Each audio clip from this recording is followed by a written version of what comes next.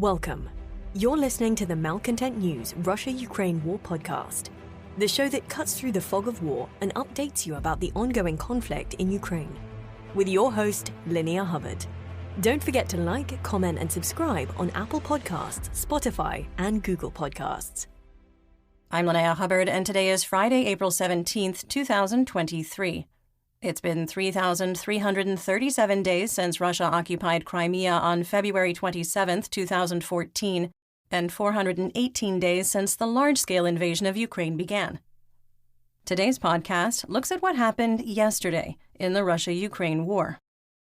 The Malcontent News Russia-Ukraine War Report is compiled by our team from around the world. Today's report includes information from direct contacts in Ukraine and their proxies, Russian Ministry of Defense reports, the General Staff of the Armed Forces of Ukraine reports, operational commands north, south, and east of Ukraine, open source intelligence, our in-house team of analysts and geolocation experts, and pro-Ukrainian and pro-Russian mill bloggers and social media accounts with a track record of trying to be accurate. We have one mission: to report the truth, because the truth matters.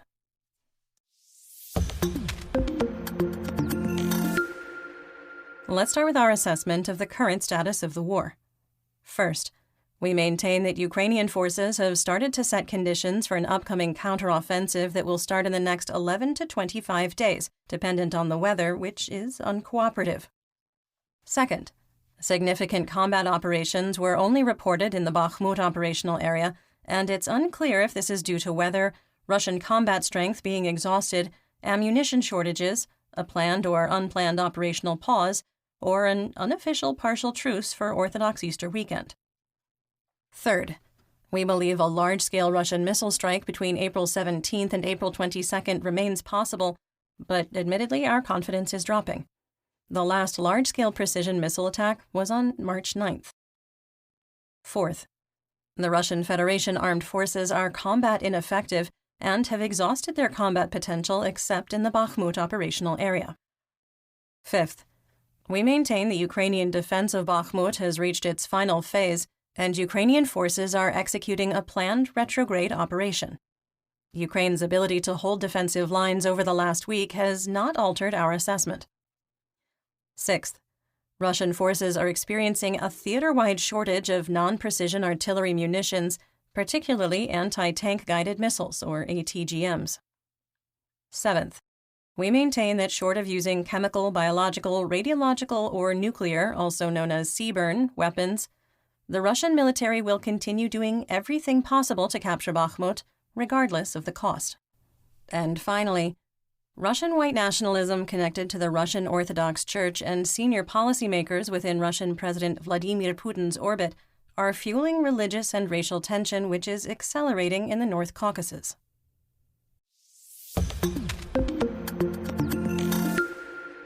One year ago yesterday, on April 16, 2022, in Mariupol, the city entered its 44th day surrounded by Russian forces. Moscow issued an ultimatum demanding unconditional surrender by April 17th. Our team estimated that 2,500 defenders remained concentrated in the Azovstal metallurgical plant. Despite the tightening grip by Russian forces, fighting continued in the city center and east of the Azovstal complex. Russian Tu-22M3 strategic bombers dropped up to 8 Fab 1500 bombs on the factory. Russian T-72 tanks were staged in the main port, and up to 95% of the city's residential buildings were damaged or destroyed. Russian and Chechen forces released several videos claiming new territorial gains in areas of the city they had controlled for weeks. Our team assessed, quote, "The final battle for control of Mariupol has begun," end quote. Russian General Vladimir Frolov was killed in action in the Donbass, with his funeral reported by the Russian Ministry of Defense on April 15, 2022. In Severodonetsk, 110,000 of the city's population had fled due to constant shelling and encroaching Russian forces. Ukrainian officials reported 70% of the city's buildings had been damaged or destroyed, and water, electricity, and natural gas service had been knocked out. An armored column of Russian T-80 tanks was recorded advancing on Popasna, highlighting a new feature, cope cages, designed to counteract ATGMs. Our team also reported that, quote, Ukrainian forces have turned Marinka into a World War I fortress with trenches, bunkers, and tank traps, end quote. Russian claims that the city was captured on April 14th were untrue. A deputy of the People's Council of the Donetsk People's Republic, or DNR, Vladislav Berdychevsky, called for the complete destruction of Marinka and Krasnohorivka. In response to the sinking of the Moskva in the early morning hours of April 14th, the Ukrainian cities of Kyiv, Dnipro, Mykolaiv, Odessa, Poltava, Kharkiv, and Lviv were hit by Russian SRBMs and cruise missiles over a 48-hour period. In Izium, the Ukrainian General Staff reported that Russian forces had amassed 22 battalion tactical groups for an offensive on Slovyansk and Kramatorsk. In Bucha, a third mass grave was found by investigators, containing 73 bodies. In Kharkiv, the facilities operated by the NGO World Central Kitchen were shelled, wounding 4. Ukrainian President Zelensky reported that over 3,000 Ukrainian soldiers had been killed and more than 10,000 wounded in the first public acknowledgement of combat losses since February 24th. In the first sign that the Russian military was suffering significant losses of heavy equipment, a video showed a train moving 40 NK-55 Grad 1 MLRS launchers mounted on ZIL-131 trucks toward Ukraine. The ZIL-131 variants being transported were from the Soviet era. Our team prophetically concluded, quote, We maintain that Russia can overwhelm Ukrainian forces in the Donbass in a coordinated attack along all axes. We do not believe that Russia can hold the territorial gains, and unlike the siege of Kyiv and Chernihiv, defeat will be a crushing blow for Russian ground forces. End quote.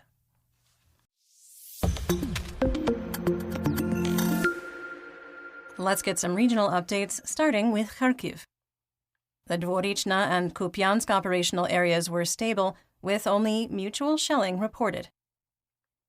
Moving on to the Donbass region in Luhansk. In the Kremina operational area, Russian mercenary mill blogger Wargonzo and the Russian Ministry of Defense, or MOD, reported an attempted advance in the direction of Nevelske. Wargonzo claimed the attempt failed. Further south, Russian mercenary mill blogger Rybar reported that Russian troops made marginal gains south of Ploshanka, but we already have this area coded as under Russian control. Fighting was positional between squad and platoon-sized units, with minor defensive positions likely swapping control. Wargonzo reported a failed Russian advance in the forested regions west of Kremina in the direction of Torske. The General Staff of the Armed Forces of Ukraine, or GSAFU, and the Russian MOD reported continued fighting near Dibrova. Fighting continued in the Serebryansky woods, with a geolocated video indicating that Russian forces regained positions lost in early March through the use of TOS-1 thermobaric weapons and demining systems as an offensive weapon. Based on this intelligence, we moved the line of conflict west in the forested region south of Kremina and expanded the gray zone.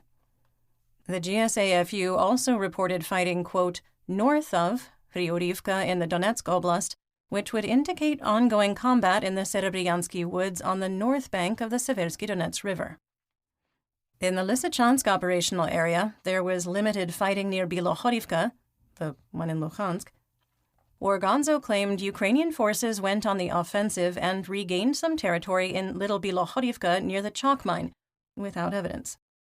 We did not adjust the map due to the lack of visual confirmation or a reliable second source.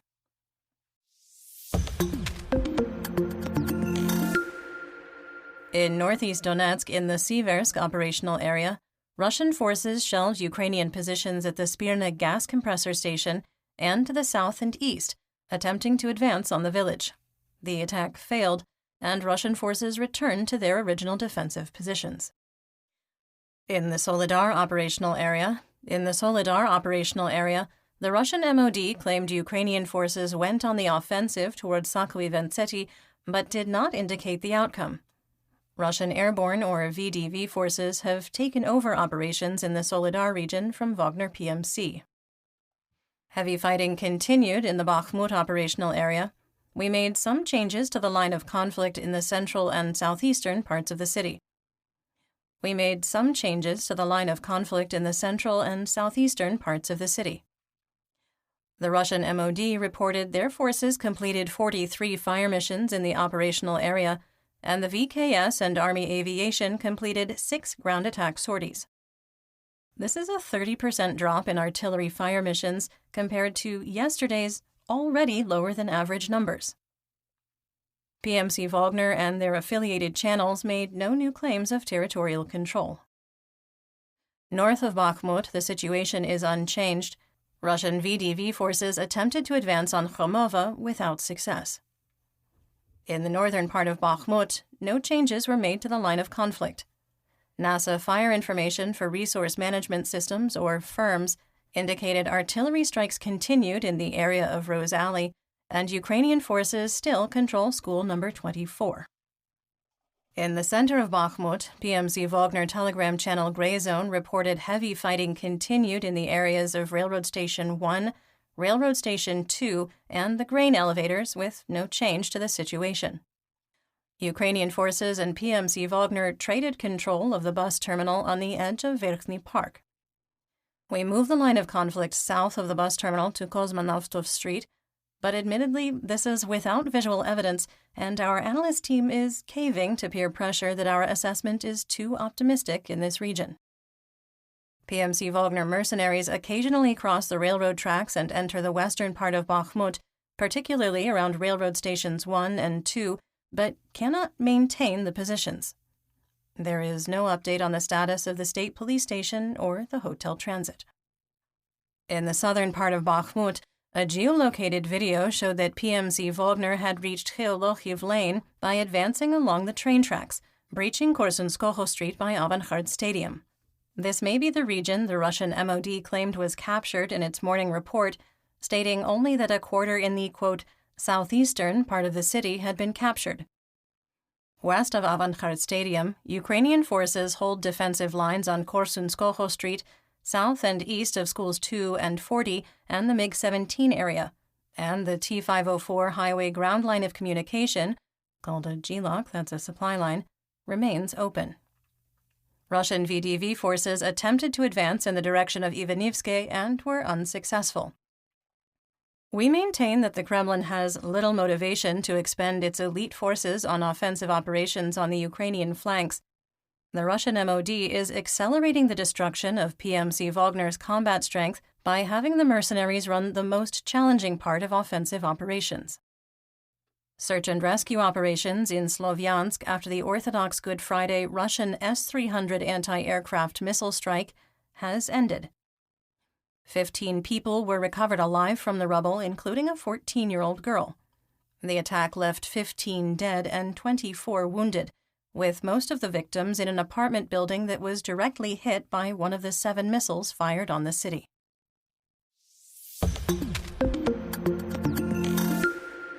In southwest Donetsk, in the Avdiivka operational area, operational tempo remained significantly lower due to mud and the Russian MOD redeploying ground forces, armor, and artillery to the Bakhmut operational area. Fighting continued along the H-20 highway between Novobakhmutivka and Novokalinove, with no change in the situation. Russian forces attempted a direct assault on Ukrainian defensive positions in Avdiivka, again, which ended in failure, again. Fighting between ground forces and armored vehicles continued in the no-man's land between Vodyana and Sieverne, with no change in the situation. We changed the war map, advancing Russian forces to the north of Vodyana to some mining waste heaps. We couldn't validate which forces were being shelled in a video shared on social media, and made the update out of an abundance of caution. Positional fighting on the eastern edge of Pervomayske near the E50 ring road continued. Fighting continued in the Marinka operational area, with Russian forces turning smaller pieces of rubble into dust along Druzhby Avenue. Officials with the self-declared Donetsk People's Republic, or DNR, accused Ukraine of firing up to 20 Grad rockets from multiple launch rocket systems, or MLRS, into the central market and covered market area of the city, killing 2 on Orthodox Easter Eve. Officials were more careful not to share pictures of craters from the attack or other closer details, making analysis of the origin of the rockets impossible. This area was hit by mortars on April 7th, which we analyzed and concluded had likely been fired by Russian forces in the Spartak area.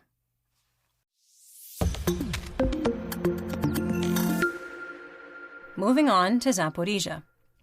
In the Komunarsky district of the city of Zaporizhia, Russian S-300 anti-aircraft missiles used for a ground attack destroyed a Russian Orthodox church in the early morning hours. The church was unoccupied, so there were no injuries, but the structure was completely destroyed. There was no update on the status of the Zaporizhia nuclear power plant, or ZNPP. In Russian-occupied Melitopol, authorities put up a large screen playing an address from Maxim Fomin, better known as Vladlen Tatarsky, who was assassinated in a St. Petersburg cafe owned by Yevgeny Prigozhin of Wagner Group on April 3rd. The video was recorded on Orthodox Easter last year, with Fomin declaring, quote, "One day we will all die, and one day we will all be resurrected. This is good news," end quote. In the Black Sea, Crimea, Mykolaiv, and Odessa region, Operational Command South, or OKS, reported 7 Black Sea Fleet vessels on patrol, including 2 Kilo-class submarines capable of launching 8-caliber cruise missiles in total. The last large-scale missile attack on Ukraine was on March 9th. In Mykolaiv, the city of Snihurivka was attacked twice on Easter. In the morning, S-300 anti-aircraft missiles were used for a ground attack, killing 2 teenagers and destroying multiple buildings. In the evening, the city was attacked again, with 2 schools, the hospital, the Palace of Culture, and residential buildings damaged. In western and central Ukraine, 2 people were injured in Nikopol in the Dnipropetrovsk region after Russian artillery shells hit a church during Easter services. 1 person was hospitalized and several homes in the area were damaged.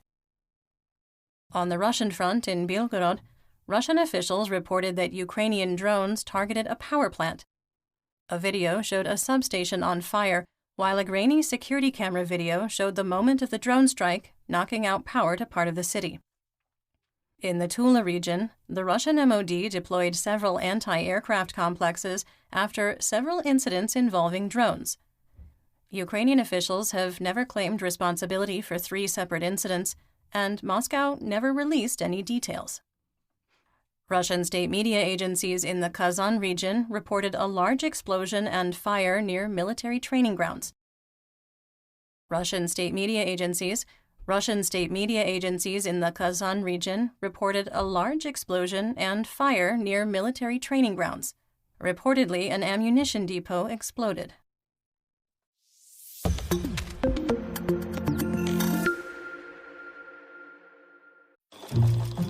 Quentin here runs a sustainable clothing brand. Hi there. He's excited that his shipping company, FedEx, has set a goal of having carbon-neutral operations by 2040. Impressive. When an influencer tweeted about his recycled bamboo T-shirts, Quentin unexpectedly became quite popular. I'll take it. He uses FedEx to reach new customers around the globe, while making Earth a priority. FedEx, where now meets next. You're listening to the Malcontent News Russia-Ukraine War podcast. Our team of journalists, researchers, and analysts is funded by readers, listeners, and viewers just like you. To support independent journalism, please consider becoming a patron. You can find us on patreon.com/Malcontent News. Let's talk about developments theater-wide and outside Ukraine. The number of attacks launched by Russian forces has stabilized after steadily declining from the start of March. Between March 1st and 10th, Russia launched an average of 118 ground attacks per day.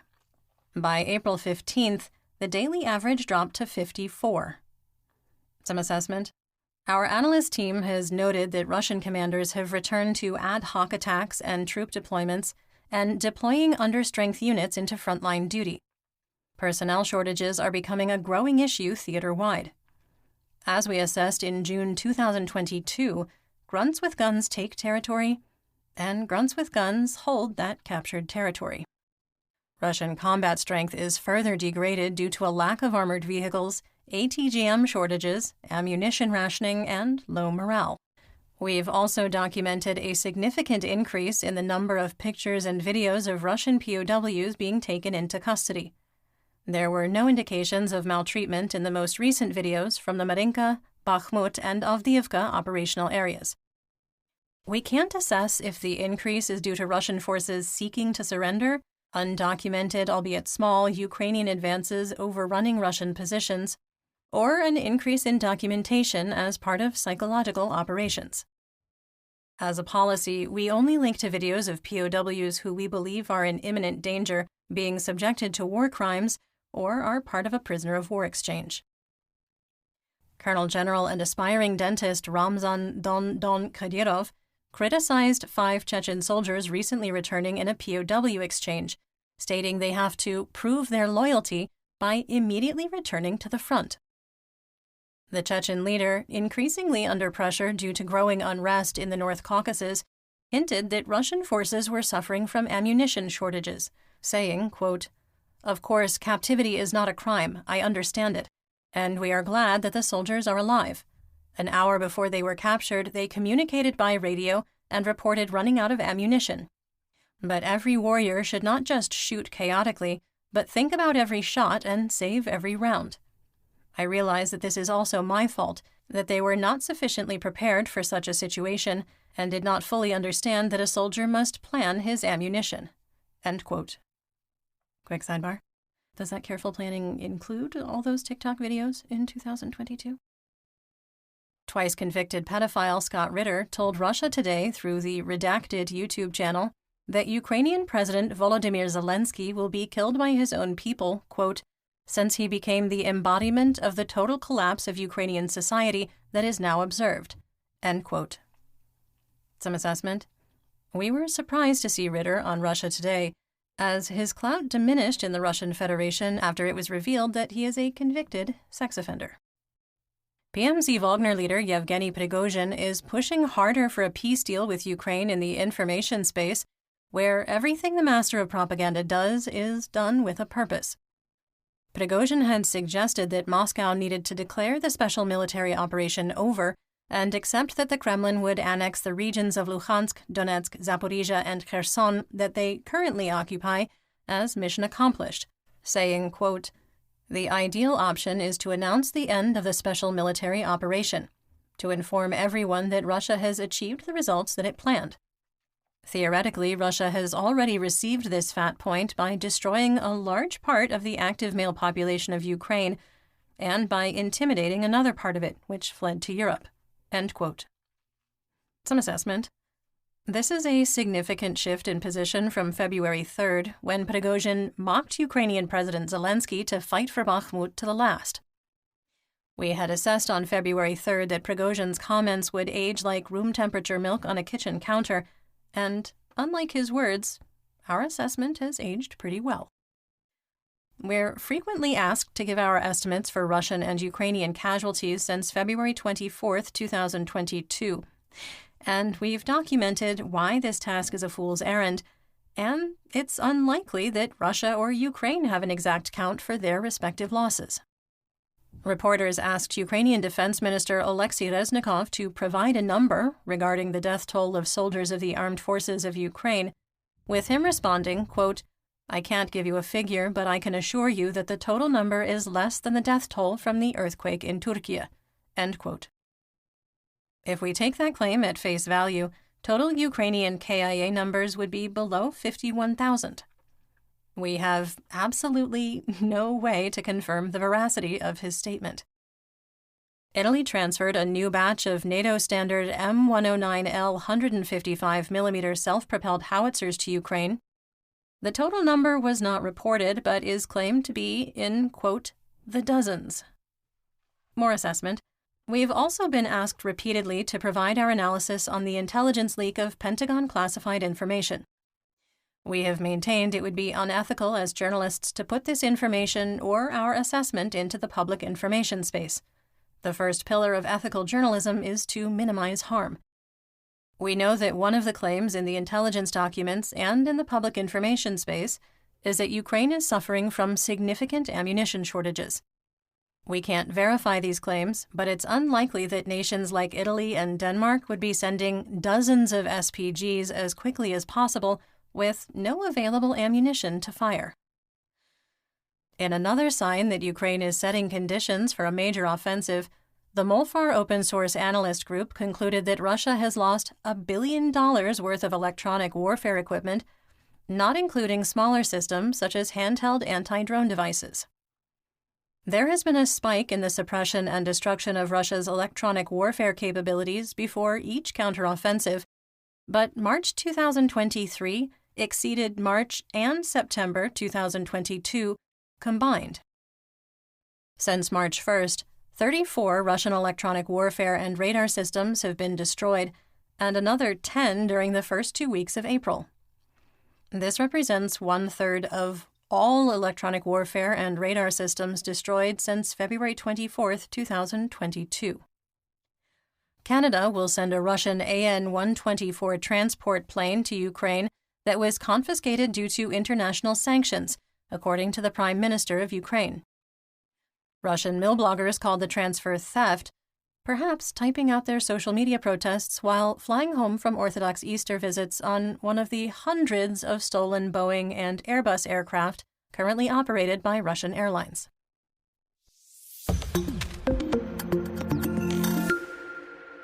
Speaking of international sanctions, let's talk about the Russian military mobilization and Mir. On Saturday night, we published an investigative report on Google News about Russian propagandist Sarah Bills, better known as Donbas Devushka. In an interview with the Wall Street Journal published hours after our exposé, Bills confirmed that she was the person behind the Telegram and Twitter empire, which allegedly has grown to 15 people.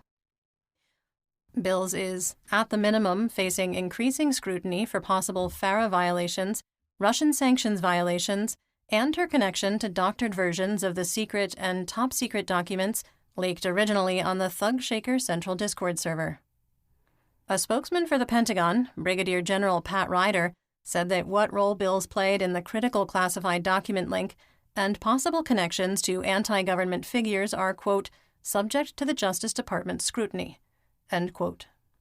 A quick sidebar. While our story has gotten significant attention and was quoted by Business Insider with attribution, we've been incredibly disappointed to see numerous publications, including Ukrainian Pravda, The Insider, Nexta, and The Telegraph, plagiarizing our work. We understand that the Wall Street Journal and our team were working in parallel and unaware of each other's efforts. Still, the truth matters. The truth is, our team worked hard over the weekend to expand on the tremendous open-source intelligence work that was done to find the truth, which included old-school gumshoe journalism and an all-night editorial session to get to press. To have that work taken from us is a bit of a bummer. In a sign that the relationship between PMC Wagner and the Kremlin is being restored, a representative of the mercenary company claimed that PMC Wagner is conducting training of Mobics who were transferred to PMC Wolf and are under their command. The claims were first made on April 8th, and we reported that 170 Mobics in Kadiivka were forcibly transferred to the PMC. While Wagner and Wolves claim these were willing transfers, 112 of the April 8th Mobics appealed for help, claiming they were coerced and tricked into joining after their military IDs were confiscated. Some assessment. While it's unclear if the Kremlin supports these transfers, there has been no action taken by the Russian MOD to stop this scheme to replenish the dwindling ranks of PMC Wagner. As we had previously assessed, starting on May 1st, when thousands of penal unit mercenaries start reaching the end of their contracts, Wagner Group will have growing staffing issues. On April 14th, Russian President Vladimir Putin signed electronic and text subpoenas for military conscription into law. On the same day, he also signed a decree moving occupied Donetsk, Luhansk, Zaporizhia, and Kherson to the Moscow time zone.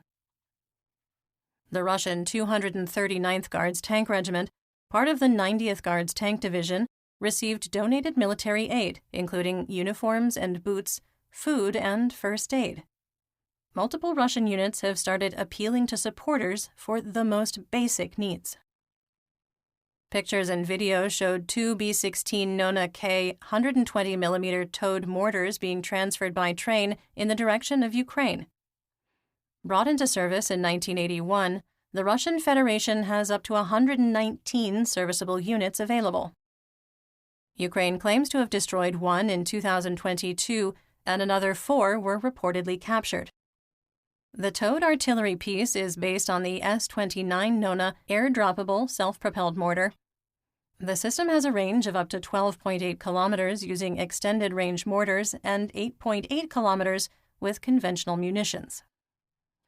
Russian State Duma Deputy Oleg Matvichev said that our favorite FSB colonel, convicted war criminal, Kremlin pariah, and failed Mobik Igor Strelkov-Girkin should be in prison for, quote, discrediting the Russian military. As we predicted on Friday, this was not well received in the self-declared Donetsk People's Republic, or DNR. Separatist Pavel Gubaryev wrote on his telegram that if the Kremlin came after Girkin, frontline soldiers would tear Matvichev to pieces. That's nice.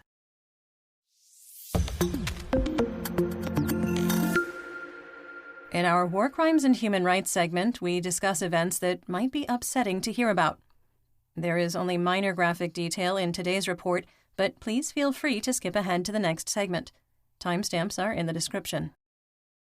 The Kremlin has been somewhat quiet on what they got in exchange for the 130 Ukrainian POWs released on April 15th, but it appears it was another uneven transfer. PMC Wagner claims 30 to 40 Russian-aligned soldiers and mercenaries were returned without explanation for the large difference. Prigozhin claims he orchestrated the release independent of the Kremlin as a show of goodwill on Orthodox Easter. However, some of the Ukrainian soldiers released came from areas where PMC Wagner has had a limited or no presence, and the show of so-called goodwill comes just days after a video emerged of a Ukrainian POW being tortured to death by slow decapitation.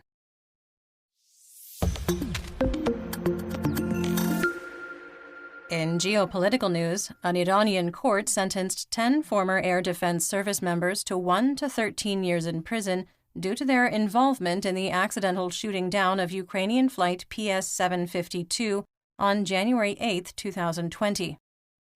The aircraft was flying between Tehran and Kyiv when the Air Defense Unit mistook the civil airliner for an American cruise missile. All 176 people were killed after the Boeing 737 was hit by 2 air defense missiles 3 minutes after takeoff. President Putin and Chinese Minister of Defense Li Shangfu met in Moscow. There was no readout about the meeting. Li is under United States sanctions for cooperating with the Russian Federation. There remains no concrete evidence that China is providing lethal aid to Russia, and our assessment that China can continue to provide all the poor quality truck tires and spalling body armor it has still stands. In economic news, Hungary and Poland announced a ban on agricultural products from Ukraine after growing protests from local farmers about depressed prices due to increased supply. Poland was widely expected to announce a ban on Ukrainian grain and cereal products, but it extended to dozens of other items. Kyiv struck a balanced tone, stating it was, quote, disappointed. The European Commission took a stronger position and called the embargo, quote, unacceptable. And that's what we know. Join me again tomorrow for more updates. Until then, stay safe, everyone. You've been listening to the Malcontent News Russia-Ukraine War podcast. To help keep us independent, please consider providing financial support by becoming a patron. Want on-demand news in your hand? Download the Google News app and make Malcontent News one of your favorites to receive breaking news updates.